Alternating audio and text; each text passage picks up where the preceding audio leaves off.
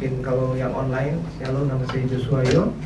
Nah, kita sering dengar orang itu ngomongin ide atau pendapat mereka mengenai cinta ya.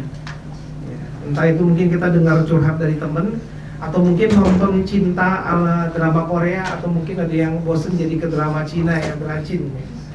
Nah, pada punya gambaran atau ngide tuh, namanya cinta tuh begini, ya kan? Tetapi faktanya sedikit sekali manusia yang benar-benar ngerti apa itu cinta. Karena banyak sekali saya temukan waktu itu sih kakek-kakek lah ya ngomong sampai sekarang nggak ngerti cinta tuh apa sih katanya.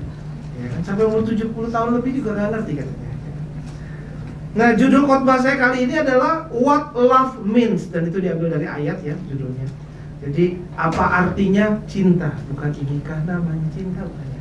Nah, ini saya pernah baca tentang seorang pemuda yang bertekad mau memenangi hati seorang gadis. Dia mau kejar ini gadis, bukan Bu RT ya, tapi gadisnya. Sekalipun perempuan itu nggak mau bicara lagi sama dia, orang saya nggak mau katanya. Lalu pemuda itu memutuskan mau kejar wanita ini melalui surat cinta. Tahun berapa tuh yang surat cinta ya? Jadi dia mulai nulis surat cinta untuk perempuan itu. Nah, pemuda itu nulis sebuah surat cinta untuk gadis itu setiap hari. 6-7 kali dalam seminggu dia terima surat cinta dari seorang pemuda. Nah, ketika gadis itu nggak respon, ditambah lagi dia. Jadinya kirimin surat cinta 3 kali surat dikirim dalam sehari. Wah. Dalam setiap surat yang menulis 700 huruf yang puitis dan indah katanya. Akhirnya benar gadis itu pun menikah dengan tukang posnya yang bawa suratnya. Nah, kisah cinta tuh di dunia ini yang sementara ini bisa sangat mengecewakan ya. Jadi kata orang usaha tidak akan mengkhianati hasil, tapi ternyata udah usaha kirim surat, udah bayar metrai, pakai pos, tapi malah tukang pos yang ditaksir. Ya, maka kita mau belajar apa artinya cinta. Kalau kita udah ngerti, kita nggak dikit-dikit kecewa, karena kita ngerti. Kalau kita nggak ngerti kan kayaknya mungkin banyak nuntutnya, banyak maunya ya. Nah, kita mesti sadar bahwa firman Tuhan mengungkapkan apa sih arti cinta itu sebenarnya. Bahwa cinta kasih itu adalah hasil buah dari Roh Kudus yang tinggal di dalam kita. Maka kita baca firman Tuhan di nextnya ya, Galatia 5 ayat 22-34. Tetapi buah roh ialah kasih ya. Jadi kasih itu buah roh. Jadi kalau dalam pernikahan, haruslah pernikahan yang dipimpin oleh Roh Kudus. Haruslah kita mau dipimpin oleh Roh Kudus, yang kesehariannya dipimpin oleh Roh Kudus, sampai buah roh kasih kita tuh matang. Kalau enggak, ya pernikahannya tanpa kasih, dingin. Atau ya kalau yang lagi dalam tahap masih mau pilih pacar, ya jangan pilih pasangan yang tidak diurapi Roh Kudus. Karena tanpa keseriusan intim dengan Tuhan, jangan senggol kiri kanan. Kalau tanpa keseriusan intim dengan Tuhan, kasih itu ya buah-buah roh. Jadi kasih itu bukan sekedar sikap, sifat, orangnya baik nggak cukup. Kita butuh orangnya itu berbuah matang di dalam Tuhan. Jadi bukan masalah baik ya, tapi buahnya matang, karena kasih itu adalah buah roh. Nah, kita mesti sadar bahwa cinta kasih itu adalah buah roh. Ini akan mengubah cara kita pulih dari kebencian atau kepahitan. Ini akan mengubah cara orang memilih pasangan hidup, karena cinta kasih adalah buah roh. Jadi kita mesti dapatkan siraman dan nutrisi untuk berbuah dari Tuhan sendiri. Karena sumber kasih yang adalah kasih itu sendiri ya adalah Tuhan. Ya kalau orangnya nggak disiplin ibadah, orangnya nggak disiplin baca firman Tuhan, maka nutrisi atau siraman firman Tuhan untuk buah roh itu bisa bertumbuh nggak ada. Ya nggak usah dipilih pasangan hidupnya, karena nggak akan kemana-mana. Karena hubungannya nggak akan ada kasih, dingin, cuek, egois. Bagi yang sudah dalam pernikahan, ya ayo bertobat ya. Bukan pilih ulang ya. Barang tidak bisa dikembalikan, tuh kenceng ya kan. Jadi yang udah menikah, ayo bertobat, dibaca firman Tuhannya. Ayo ibadah, jangan banyak alasan. Yang namanya capek, semua orang juga capek. Capek pikiran, capek fisik, capek aja. Diem aja, mager, capek. Duduk, ntar hamnek. Salah lagi tulang belakang. Duduk lebih dari 4 jam, katanya bantalan menipis, bantalan jadinya kesangkut, saraf kejepit. Nah kan, berdiri pegang. Kalau berdiri tapi kita punya cara berdirinya dan tulang belakang kita spine-nya nggak bener, kita berdiri katanya bisa sampai kesemutan, kram. Jadi berdiri salah, duduk salah. Nah makanya, jadi jangan banyak alasan. Saya kebanyakan duduk, ya berdiri, saya berdiri sakit. Ya udah ke gereja. Ada berduduknya juga ada berdirinya, aman ya. Jadi udah bagus tuh. Jangan banyak alasan. Kita tadi pagi masih bisa bangun tuh udah bagus. Karena tahu gak? Dari American Heart Association, 1 dari 4 orang itu berkemungkinan mati karena sakit jantung. Dan menurut American Heart Association, studi menyatakan 1 dari 8 orang biasanya meninggal di dalam tidur. Bayangin tuh. Itu Amerika yang ngerti namanya makan sehat itu apa, makanan junk food itu apa. Kalau kita makan aja yang di diskon, yang di depan rumah, yang lagi flash sale, yang teman update. Nah, negaranya maju apa enggak? Maju, amin, dalam Tuhan maju. Jadi kalau tadi pagi kita masih melek tuh, masih bangun, ayo persembahkanlah hari ini bagi Tuhan. Jangan banyak alasan. Kita butuh Tuhan, kita butuh kedisiplinan bangun hubungan ke Tuhan. Nah, habis pasangan hidup saya, calon pasangan saya nanti nggak ibadah gimana? Mulai dari kita kan pasangannya sepadan. Mulai dari kitanya yang rajin, dapetnya yang rajin. Mulai dari kita dulu. Nah ini sangat penting, terutama di zaman akhir ini, karena dunia bergerak menuju keadaan yang lebih dalam lagi di dalam dosa. Manusia akhir zaman makin jauh dari kata kasih. Manusia akhir zaman seringkali berpikir arti cinta itu adalah apapun yang membuat mereka bahagia, itu cinta. Apapun yang membuat mereka senang, berarti coklat kayaknya ya. Apakah itu cinta? Arti cinta itu adalah apapun yang membuat mereka senyum-senyum, memes lucu. Senyum-senyum, ketawa sendiri, berarti bukan cinta itu ya. Arti cinta adalah alami kesenangan dan kenikmatan dunia. Waduh, itu kita sudah tinggalkan ya.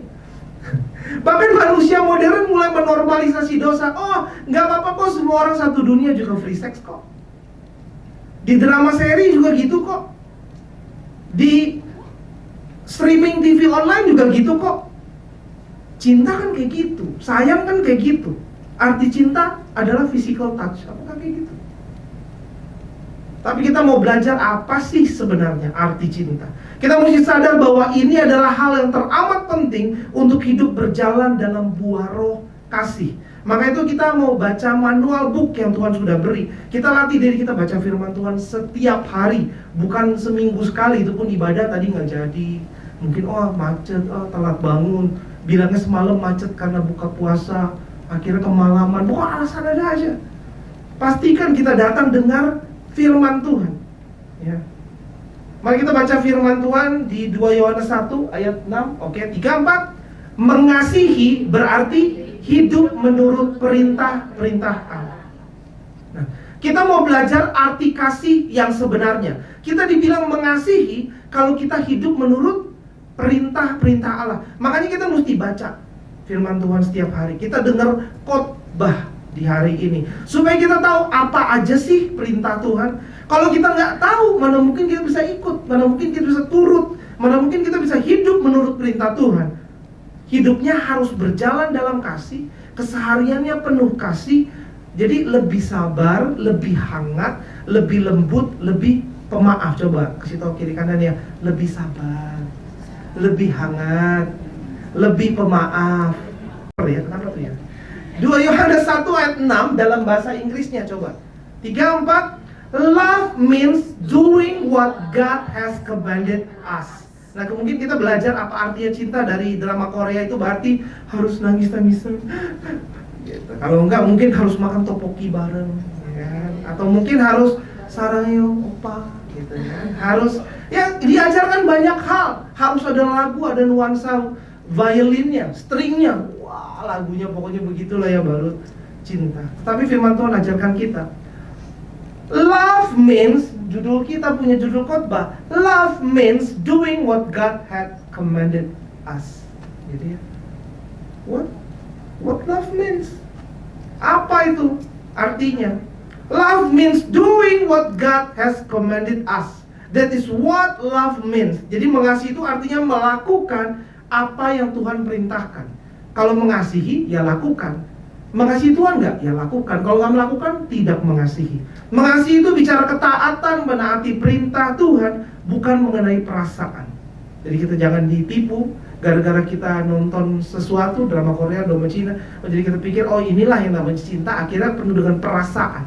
Padahal perasaan bisa naik sama turun kalau kita makan sugar ya. Sugar dari donat, sugar dari bakmi, sugar dari di mana-mana ya. Itu mau mie langsung habis makan kayaknya seneng. Beda-beda setengah jam apa 1-2 jam tiba-tiba habis sugar spike langsung drop lagi. Minta lagi, yuk kita dessert. Nah itu dia. Itu masalah gede. Kalau kita kasih itu berdasarkan perasaan, ngeri. Jadi kasihnya berdasarkan seberapa banyak kuantitas donat yang kita simpan di belakang laci kita ya. Seringkali kita gagal dalam masalah cinta karena kita nggak taat ketika Tuhan perintahkan. Padahal kasih itu adalah taat hidup menurut perintah Allah. Jadi mental kita, perspektif kita kalau ngelihat kita masuk dalam satu hubungan cinta kasih, kita tahu bahwa kita bisa dibilang benar cinta kalau kita menjalani hidup menurut perintah Tuhan. Jadi kasih itu harus dimulai dari Tuhan. Kalau orangnya nggak dimulai dari Tuhan, ya jangan dipilih. Karena dia tidak akan pernah bisa mengasihi. Karena kasih itu adalah Tuhan sendiri. Dan kasih itu adalah buah roh. Nah kita nggak mau alami ya orang yang kirim surat cinta 3 kali dalam sehari, tapi malah yang dinikahi tukang pos ya kan? Yang ngirimin surat cintanya. Nah kan kita mau ngerti dulu nih kasih yang sebenarnya kayak apa, baru kita lebih dimampukan ngejalanin cinta yang benar. Ada satu perspektif yang lebih luas, lebih mulia. Masih di ayat yang sama, tapi dalam terjemahan lain aja. Oke, bareng-bareng yuk. 3-4. Mengasihi berarti hidup menurut perintah-perintah Allah. Dan perintah yang kalian sudah dengar sejak semula ialah bahwa kalian harus hidup dengan mengasihi satu sama lain. Nah itulah perintahnya. Jadi kalian harus hidup, bukan pilihan. Bukan should, is a must. Bukan ada pilihan. Bukan baiknya hidup mengasihi, tetapi harus hidup dengan mengasihi satu sama lain. Jadi mengasihi bukan bukan bertepuk sebelah tangan. Mengasihi satu sama lain. Ini yang sulitnya di situ. Jadi bukan mulai dulu dari kita putuskan untuk mengasihi, baru kita bantu, kita doakan, kita wujudkan supaya bisa menjadi saling. Itu yang menjadi langkah yang agak lumayan. Nah, hidup menurut perintah untuk mengasihi satu sama lain. Di sini kita belajar bahwa mengasihi satu sama lain itu adalah perintah, bukan ajakan, bukan nasihat, bukan himbauan, tetapi mengasihi satu sama lain itu adalah perintah Tuhan. Tuhan begitu baik, Tuhan tahu kalau kita mau taat perintah Tuhan untuk mengasihi satu sama lain, maka kemampuan interpersonal skills kita jadi develop, jadi berkembang. Mungkin tadinya introvert parah, mungkin tadinya malas mikirin orang lain, gak ada empati, tapi karena satu sama lain, karena disuruh sapa, disuruh mengasihi, akhir kemampuan kita bisa bawa diri baik di depan orang, itu jadi berkembang. Karena kita mau taat mengasihi orang lain. Akhirnya senyum kita beda. Mungkin tadinya ada orang yang jarang senyum, jarang senyum, karena mungkin jarang ketemu orang. Tapi karena sering ketemu orang, sering ngobrol, mungkin jadi makin ngerti, oh senyumnya beda. Akhirnya karena kita memang niat mengasihi dari awal, kita jadi lebih ramah. Kan mengasihi dari kita awal berarti kita yang tanya, kita yang ramah, kita nggak tunggu ditanya, kita tanya kabar orang. Nah kadar sabar kita, kadar pengertian kita sama orang lain jadi bertambah. Dan bertambah kadar pengertian kita jadi bertambah terus. Kita jadi lebih dewasa lagi dan lagi. Karena kita mau taat perintah Tuhan untuk mengasihi satu sama lain. Jadi kita mesti sadar bahwa perintah Tuhan itu baik untuk kita. Coba kasih tahu kiri kanannya, perintah Tuhan itu baik untuk kita. Iya, dia Tuhan yang selalu mikirin kita. Dia Tuhan yang maunya kita jadi happy, jadi bahagia, jadi banyak yang sayang, jadi penuh dengan sukacita. Tetapi seringkali manusia yang mikir negatif tentang Tuhan. Mungkin manusia komentar, apa? Masa saya diperintah-perintah Tuhan, males Padahal dia mikirin kita. Kalau kamu mengasihi orang, kamu sayang orang, kamu ngasih orang, ya akan banyak kemungkinan kita dikasih balik. Kita tanya kabar, akan banyak kemungkinan kita ditanyain kabar. Seringkali kita nggak mau tanya kabar, habis nggak ditanyain, ya kamu nggak pernah nanya. Kalau Cimecem kan paling sering nanya gitu. Emang karunianya. Enggak, itu alasan ya, mesti semuanya kita ya. Nah taunya mungkin kekanak-kanakan kita berontak, tapi ketika pernikahan hancur, ketika hubungan pertemanan hancur, ketika keluarga berantakan, baru kita mungkin mulai doa, tanya Tuhan, kenapa ya Tuhan? Padahal ada cara mudah, yaitu taat perintah Tuhan untuk mengasihi satu sama lain. Karena kalau sehari-hari kita udah terbiasa ramah, lembut, penuh kasih sama orang lain, maka ketika kita masuk dalam pernikahan atau ketika kita masuk dalam satu circle pertemanan, maka secara natural kita lebih mudah disukai. Kita suka nanya, kita coba lihat orang, perhatikan, kita bawa dirinya bikin seneng satu komunitas. Tapi kalau kita terbiasa sehari-hari ngegas, nyaut, terus mungkin kita ya galak gitu ya, gak suka dinasehatin. Nah ketika kita masuk dalam hubungan pertemanan atau masuk dalam satu pernikahan, mungkin kita nggak sengaja, tapi udah terbiasa atau kebiasaan ngegas. Dikit-dikit nyaut, dikit-dikit diributin, nah kita nggak latih, ya kan? Nah seperti ada satu kisah nyata dari seorang perempuan yang menikah dengan dirinya sendiri. Iya, dia menikah dengan dirinya sendiri, Bapak Saudara. Mungkin ada yang respon, loh kok bisa? Dan ini memang udah akhir zaman, Tuhan Yesus harus datang ini. Karena ada wanita bernama Sarah Wilkinson, berusia pada saat artikelnya dibuat itu 42 tahun, memutuskan untuk mengadakan upacara pernikahan untuk dirinya sendiri. Ia sudah nabung selama 20 tahun untuk pernikahannya, tapi katanya belum menemukan orang yang tepat. Dia beli cincin berlian untuk dirinya sendiri dan mengucapkan janji nikah untuk dirinya sendiri. Salah satu janji nikahnya yang menjadi viral adalah tidak akan melepaskan remote TV yang biasanya menjadi bahan pertikaian untuk pasangan. Jadi, kamu nonton apa? Saya mau drakor, saya mau nonton film action, saya mau nonton komedi. Akhirnya bingung mood kita, kadang ketawa, kadang sedih, kadang horor, ya kan? Nah kadang-kadang berebutan tuh remote-nya. Nah ini dia bilang, wah enak nih, kalau saya nikahin diri sendiri, remote-nya terserah saya, katanya gitu. Nah kata Sarah, enak nih nikahin diri sendiri, minim konflik. Aneh. Tidak perlu katanya berubah, bangun lebih pagi, karena nggak ada orang lain yang perlu diurusin, nggak ada orang lain yang komentar kecuali dirinya sendiri, katanya. Nah kata Sarah, enak nih, nggak usah ngalah, mau makan di restoran yang mana yang kamu suka, ya makan tinggal makan, katanya.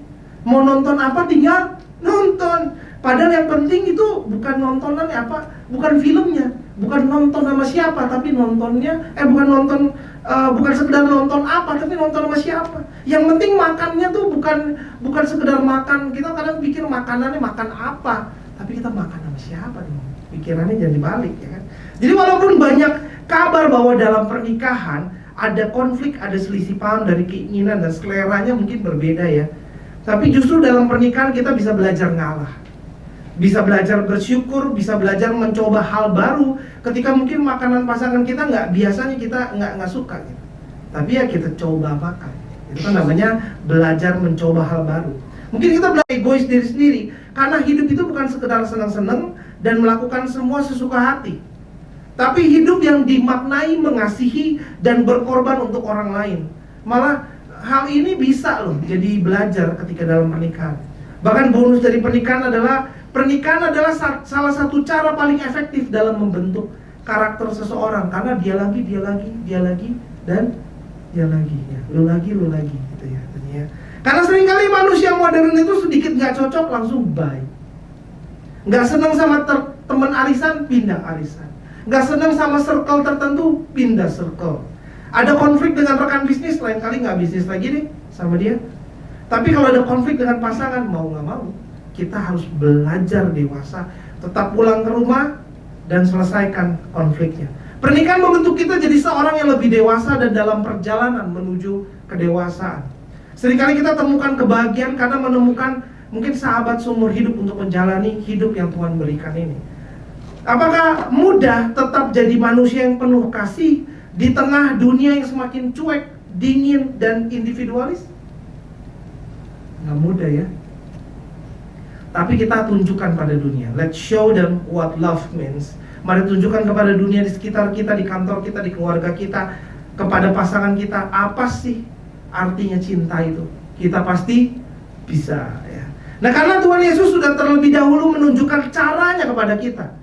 Roh Tuhan sendiri tinggal di dalam kita, memampukan kita. Nah, kita butuh latih setiap hari. Kita butuh bajak setiap hari, sehingga buah roh itu jadi matang.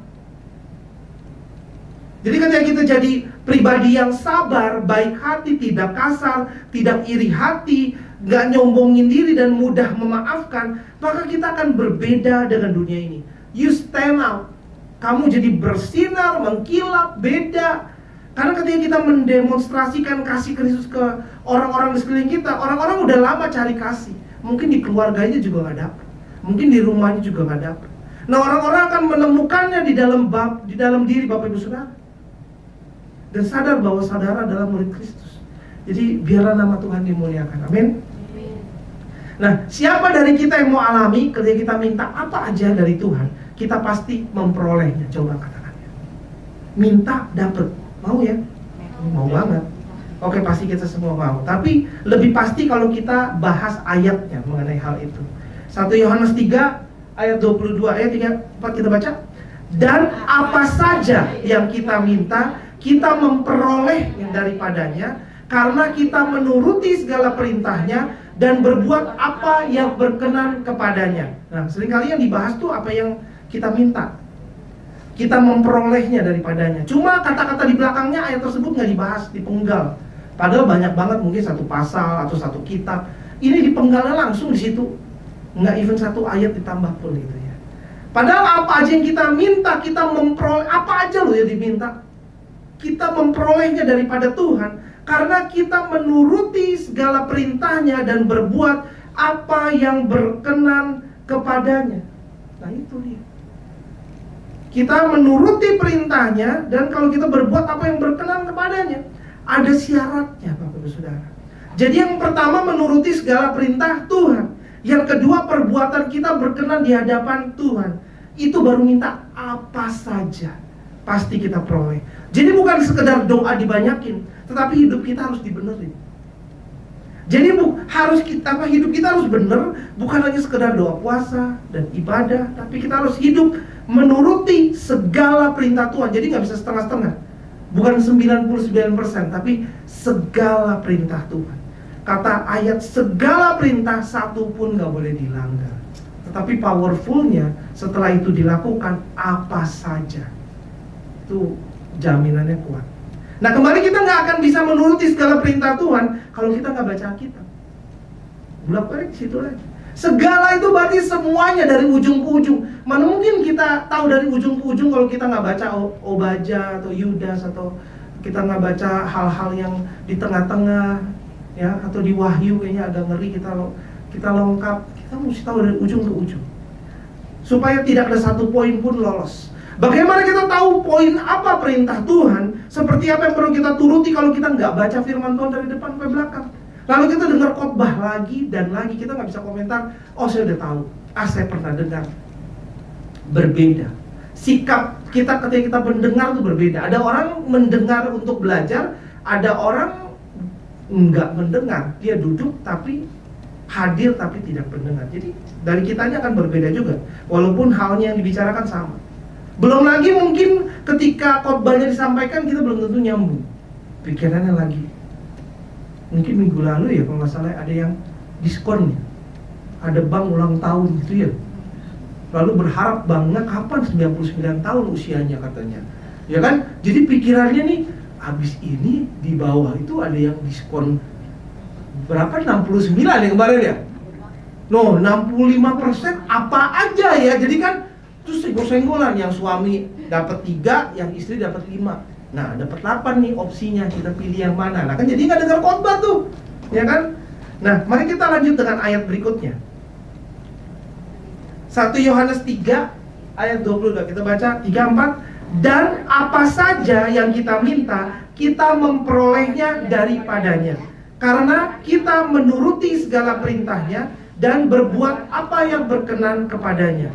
Dan inilah perintahnya itu, supaya kita percaya akan nama Yesus Kristus, anaknya, dan supaya kita saling mengasihi sesuai dengan perintah yang diberikan Kristus kepada kita. Jadi perintahnya adalah percaya akan nama Yesus Kristus, dan supaya kita jadi pribadi yang akur, adem, penuh kasih sayang, saling mengasihi. Itu perintahnya. Baru kita pasti alami apa aja yang kita minta, kita memperolehnya daripadanya. Nah, kalau dalam konteks pembahasan ayat ini, kalau kita belajar bahwa bagi orang yang suka dendam atau nyimpan kesalahan orang lain, nggak mau mengampuni dan tidak mengasihi orang lain, boleh doa, tapi ya nggak memperoleh apa yang didoakan. Jadi kita lakukan itu hari ini, pasti dapat, kan enak gitu. Makanya ayo lembutkan hati kita, ampuni mereka yang bersalah. Sama kita juga harus mengasihi mereka yang, karena kita sudah terlebih dahulu dikasihi. Kasih itu yang ikhlas gitu loh. Jadi kasihi mereka karena kita memutuskan untuk mengasihi, bukan karena kita pikir apakah mereka pantas apa tidak untuk dikasih sesuatu. No. 1 Yohanes 3 ayat 23, iya yang ada dalam bahasa Ibrani-nya. Dan inilah perintahnya itu, supaya kita percaya akan nama Yesus Kristus anaknya, dan supaya kita saling mengasihi sesuai dengan perintah yang diberikan Kristus kepada kita. Dan itu dalam bahasa aslinya, love one another atau saling mengasihi, itu alelon ya. Jadi bermakna one another atau mutually. Jadi dibilangnya reciprocally. Jadi given or felt equally by two people or groups. Jadi bukan hanya kita yang mengasihi, tetapi saling mengasihi. Jadi ada dua pihak. Jadi saling mengasihi itu bukan hanya kita yang mengasihi seorang, tapi kita memberi kasih sampai orang itu membalas juga dengan mengasihi kita. Berarti biasanya waktunya bukan sebentar. Iya. Mana mungkin saya bisa kendaliin perasaan orang, orangnya keras, katanya begitu ya. Nah, perintah elon atau saling mengasihi ini memberikan pengertian kasih yang memberi dan terus memberi dan terus memberi sampai orang yang kita kasih itu jadi nggak enak. Loh, kok saya dapat terus ya? Saya udah kesel. Kok dapat lagi? Waduh, kesel-kesel enak tapi ya. Kesel, benci loh. Kok benci-benci? Kok bagus ini hadiahnya? Kesel, nggak mau ngampunin lah, tapi mau pakai hadiahnya gitu ya. Kan gitu kan, pelan-pelan gitu. Akhirnya beneran dia membalas kasih kita. Pertamanya masih keras. Nggak enak lah saya balas sekedapnya. Itu udah mulai tuh. Mungkin jadi nggak enak. Udah nggak usah. Tadinya mungkin ya thank you. Tapi udah nggak usah. Mungkin tahun depannya ada pergerakan. Akhirnya beneran dia membalas kasih kita. Nah itulah prosesnya. Kata saling mengasihi itu diwujudkan. Kita harus punya kasih yang tulus, kasih yang sukses. Karena ujungnya kasihnya harus sukses berbalas. Ya. Nah setelah itu barulah apa aja yang kita minta, kita memperolehnya daripadanya. Jadi cinta itu bukan barang murah ya. Ada harga yang mahal yang harus dibayar. Satu ketulusan mengasihi sampai suasana yang penuh benci, dendam jadi luluh, jadi lembut. Karena kita balas terus dengan kasih, balas terus dengan kasih.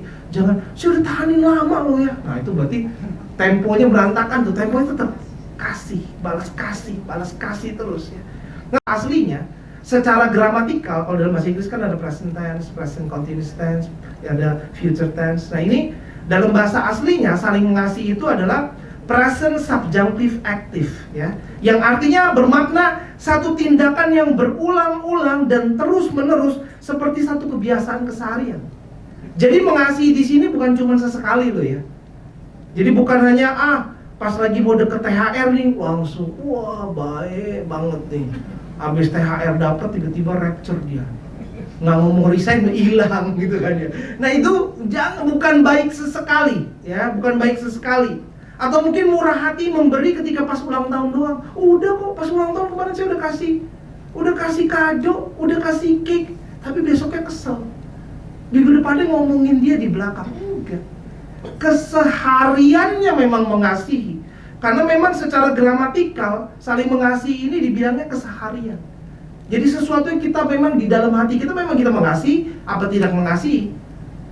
Bukannya pas ulang tahun kita mengasihi, besoknya enggak. Itu udah gagal mewujudkan ayatnya itu sendiri. Jadi setiap hari lagi dan lagi mengasihi. Jadi bukan satu perbuatan setahun sekali ya. Bukan pas ulang tahun, bukan. Atau mungkin udah satu perbuatan gini, udah saya maafin kok. Waktu itu, wah udah 5 tahun lalu loh itu. Tetapi kamu maafkan lagi dan lagi itu kayaknya. Maksudnya udah mau dimaafin.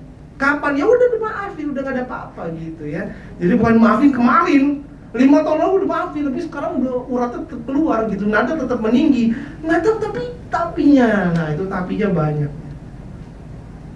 Nah bisa aja kemarin mungkin bapak saudara maafin, tapi tiap hari masih dendam sama orang. Jadi bukan kegiatan 1 kali atau 1 tahun sekali, tapi ini bicara tindakan yang berulang-ulang, terus menerus, tidak berhenti di tengah jalan, tidak menyerah, mengasihi walau orangnya yang dikasihi itu mungkin gak pantas dikasihi. Tetap kita mengasihi. Jadi setiap hari memang sayang, memang baik, memang sabar, memang peduli dan memang penuh kasih. Jadi satu tindakan yang diulang-ulang setiap hari sampai menjadi satu kebiasaan. Jadi akhirnya sama siapapun, kayak kita mungkin orangnya kasar, kayak kayak agresif gitu ya, kayak nyimpen, kayaknya tepuk. Bukannya mungkin kita ada sebel cuma 1-2 orang, tapi kalau bertahun-tahun akhirnya kayak sebel sama dunia ini, sebel sama dunia, kehidupan dan pekerjaan dan semuanya. Jadi apa yang kita terbiasa? Kalau kita terbiasa penuh kasih sayang, ya mukanya akan kelihatan ya. Karena untuk membuat orang yang mungkin nggak suka sama kita sampai bisa saling mengasihi, itu butuh kerja keras. Nah itu, cinta itu butuh kerja keras ya. Butuh tiap hari kita kasih orang tersebut, sampai orang tersebut mungkin oke deh, nggak marah lagi deh, oke deh, jadi ini enak ya, ya udah deh, kayaknya mesti ngasih balik ya, sampai kayak gitu. Nah terkadang beberapa orang merasa sulit untuk mengasihi, mungkin sulit senyum, sulit ramah, sulit hangat sayangin orang sekeliling, karena banyak orang nggak merasa disayang sama sekelilingnya. Mereka mungkin merasa dikucilkan, ditolak, dikhianati, mungkin merasa bahkan dikhianati sama orang terdekat atau orang tuanya, mungkin keluarganya. Jadi memang situasinya dunia mungkin banyak orang yang memang tidak memiliki kehangatan kasih. Tapi akhirnya orang-orang seperti ini bisa push people away. Mereka menjauh, menyendiri, atau usir orang. Aduh, jangan banyak omong deh, jangan banyak komentar deh. Mungkin dikit-dikit tersinggung, merasanya sensitif, karena mereka takut terluka lagi. Tapi hari ini kita mau belajar ikuti teladan kasih yang sejati. Amin Bapak Saudara. If you learn to love like God, kalau kita belajar mengasihi seperti Tuhan, kasih Tuhan itu tulus, bukan penyanyi, nggak harap kembali. Kasih Tuhan itu memberi duluan atau mengasihi duluan. Maka kita akan lebih dimampukan atau berhubungan baik antara satu sama lain. Kalau saudara pernah mengalami ditolak atau dikecewakan oleh orang lain, mari jangan biarkan masa lalu saudara tetap merusak masa depan saudara ya. Kalau saudara pernah mengalami ditolak dan dikecewakan oleh orang lain, saya ulangi, mari jangan biarkan masa lalu saudara merusak masa depan saudara. Kalau saudara pernah trauma, jangan malah bikin orang lain di sekeliling saudara jadi ikut terluka dan trauma karena Bapak Saudara. Ada satu anak kecil bernama Chad. Coba di next lah ya, biar ada pandangannya. Ada satu orang anak kecil bernama Chad, satu anak yang pemalu dan pendiam. Pada satu hari Chad itu pulang dan kasih tahu mamanya bahwa ia ingin membuat kartu ucapan Valentine untuk setiap orang di kelasnya. Nah hati mamanya, aduh khawatir nih, jangan sampai nih dia ngelakuin kayak gini-gini nih. Karena mamanya sering lihat ketika para murid itu pulang sekolah, mereka ketawa-tawa. Ada sih yang mungkin yang ambil pegangan tangan gitu, ada yang ngobrol satu sama lain. Tapi si Chad ini suka gak ada teman gitu, selalu di left out gitu lah ya, selalu dibiarkan sendirian kayak gak ada teman. Nah tapi walaupun demikian, si Chad ini memutuskan untuk bikin kartu itu, kayak ya sayang aja sama temennya. Ya udah, mamanya tetap beliin kertas, lem, krayon, apapun itu lah ya yang dibutuhkan. Dan selama 3 minggu penuh, si Chad ini tiap malam bikin kartu ucapan, sampai 35 kartu ucapan Valentine. Lalu hari Valentine pun tiba dan Chad udah girang banget nih. Dengan semangat dia susun semua kartu itu, masukin dalam kantong. Nah mamanya nunggu di rumah, khawatir sih Akhirnya mamanya bikinin kue kesukaan si Chad, supaya maksudnya kalau pulang dia sedih, ya mungkin agak, ya gitu ya, agak lebih mendingan ya. Jadi pikir mamanya, ini yang penting kita siapin nih kue deh. Pas pulang mamanya matanya udah mendung gitu ya, menahan air mata. Lalu mamanya ngomong, mama bikin kue kesukaan kamu nih, ada susu coklat juga nih. Tapi Chad itu kayak nggak kedengeran kata-kata mamanya. Terus Chad itu cuma datang ngomong, nggak ada satupun mah, nggak ada satupun. Mamanya udah nangis duluan, nggak ada satupun apa gitu kan. Katanya nggak ada satupun yang saya lupakan tadi, semua saya kasih. Maknya bingung nih, anakku seneng banget ngasih orang ya, padahal ngasih loh. Dia nggak pikirin ekspresi orangnya. Coba nextnya. Jadi Chad itu seneng asal udah kasih sesuatu buat teman-temannya dan nggak ada satupun yang ketinggalan. Dia nggak bilang kayak yang satu dibuang di lantai, yang satu kayaknya dia nggak bilang makasih. Dia nggak begitu, dia cuma bilang semuanya nggak ada ketinggalan mah. Walau teman-temannya mungkin sehari-hari nggak gitu deket sama dia, tapi seorang Chad tetap sayang sama teman-temannya. Ini kita mau belajar ketulusan hati seorang anak kecil, yang kalau ngasih ya ngasih, kalau peduli ya peduli. Dia nggak pusing soal berbalas, timbal balik, rugi dong gitu kan. Orang-orang kan kayaknya pikirnya kayak gitu. Dia cuma mau ngasih aja. Nah seringkali anak kecil itu jadi lebih dewasa. Ya bulan penuh kasih kemarin kita ngobrol di Februari. Ya bukan kita minta, tapi seringkali bulan penuh kasih itu orang malah mungkin minta dibeliin ini itu. Kok saya nggak dikasih? Kok cuman ini doang? Kok begini? Kok nggak ada ini, nggak ada itu? Padahal bulan penuh bukan bulan penuh minta, bukan ya? Bulan penuh kasih loh. Jadi bulannya ngasih gitu, bukan bulan minta-minta, bukan ya? Bulan penuh kasih. Jadi kita harusnya memberi gitu ya. Jadi bukan kita, harusnya saya dibeliin ini itu, harusnya saya diperlakukan begini. No, kasih itu memberi, menabur. Kalau perspektif kita ngasih, maka pasti happy. Kalau fokus kita minta, kita bisa kecewa. Nah kita yang salah sudut pandang dari awal. Maka apa artinya cinta dari awal? Mari jangan keraskan hati Bapak Saudara. Mari sadari bahwa tanpa hidup dalam kasih, saya undang Robin tolong jadi aman. Mari jangan keraskan hati Bapak Saudara. Mari sadari bahwa tanpa hidup dalam kasih, kita tidak akan pernah mengalami sukacita. Karena nggak ada kasih, maka kita jadi orang yang mungkin terlalu egois, dan akhirnya dikit-dikit tersinggung, dikit-dikit komplain, nggak suka kalau sesuatu nggak sesuai dengan keinginan kita. Atau dikit-dikit mungkin kalau kata teman-teman, dikit-dikit senggol bacok katanya modenya. Ya pokoknya dikit-dikit tersinggung, senggol bacok katanya modenya. Kalau respon orang salah pokoknya nggak suka ya. Tetapi ketika kita berjalan di dalam kasih, kita bisa ngerasa sukacita walau apapun yang sedang terjadi. Saudara jadi lebih pengertian sama orang yang suka buat salah, atau jadi lebih sabar sama orang yang jahatin saudara. Bahkan karena kasih, saudara bisa mendoakan orang-orang yang jahatin saudara. Kita tetap bisa ramah, hangat, profesional, lembut. Bahkan sama manusia zaman modern yang sering ngeghosting. Dia ngilang, ntar bagian dia butuh dia nongol. Tapi kita mau belajar kasih kita tulus. Kita kasihnya sibuk memberi, sibuk ngasih. Kita belajar bahwa mengasihi berarti hidup menurut perintah Allah, ayat di awal tadi. Kita belajar bahwa apa aja yang kita minta, kita peroleh dari Tuhan dengan syarat. Bagi mereka yang memenuruti segala perintah Tuhan, bagi mereka yang percaya ke nama Yesus, dan bagi mereka yang akur dan saling mengasihi. Mau doa apapun dapat, yang akur, keluarga yang akur dan saling mengasihi. Bukan dia yang sebel, kita yang sebel. Bikin suasananya jadi saling mengasihi. Kita belajar bahwa cinta itu jauh dari kata egois. Tuhan tuh ujung-ujungnya mikirin kita lagi dan lagi. Awalnya dibilang mengasihi berarti menuruti perintah Tuhan. Kayaknya perintah, kayaknya gak enak. Tapi ketika kita nurutin perintah, ternyata kita yang diberkati. Apa aja yang kita minta akan diperoleh dari Tuhan. Katanya tadi merintah kan kayaknya rasanya katanya gak enak. Tapi kok kalau nuruti perintah, apa aja yang kamu mau dapet loh.